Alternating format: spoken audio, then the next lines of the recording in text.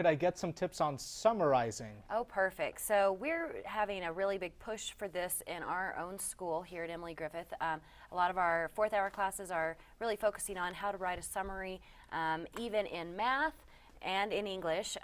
Some of us, might think, oh, well, it makes a lot of sense in language arts and history, but maybe how do I do it in science and math? So I do have some helpful hints for you. If we can look at my screen, I'm going to take you through a little way of how to best summarize. So you need to know what you're summarizing. You need to consider what the focus of the piece is. You need to ask essential questions like who, what, when, where, and how.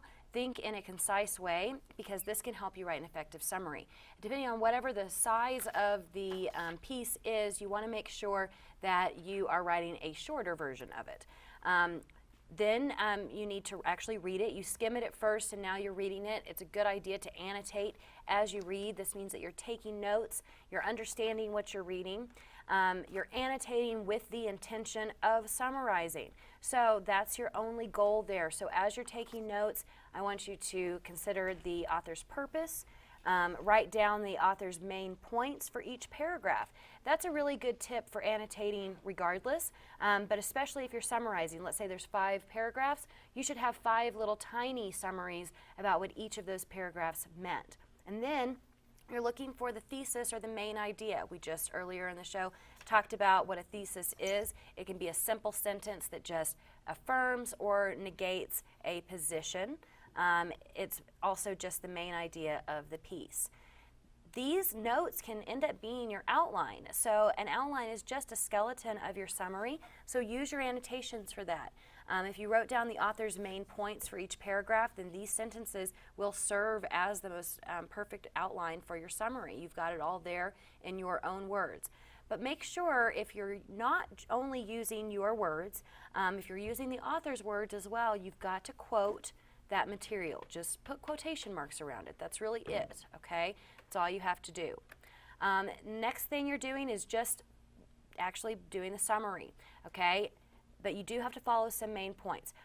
You need to identify the work so that your reader understands your intention, that you are summarizing somebody else's words. Stay in the present tense.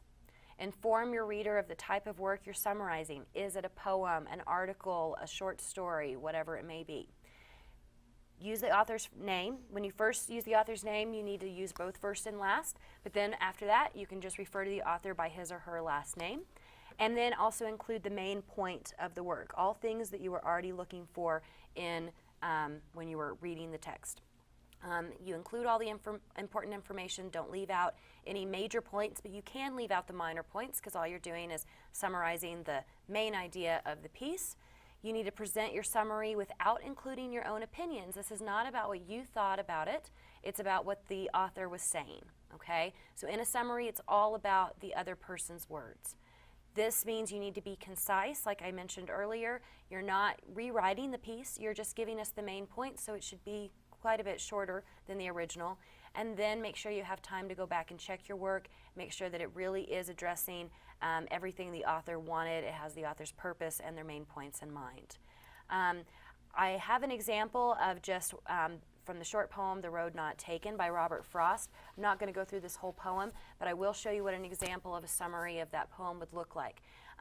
Basically, using all the points that I made, you are saying that Robert Frost, who is the author, states in his poem, and again, present tense, telling us that it's a poem.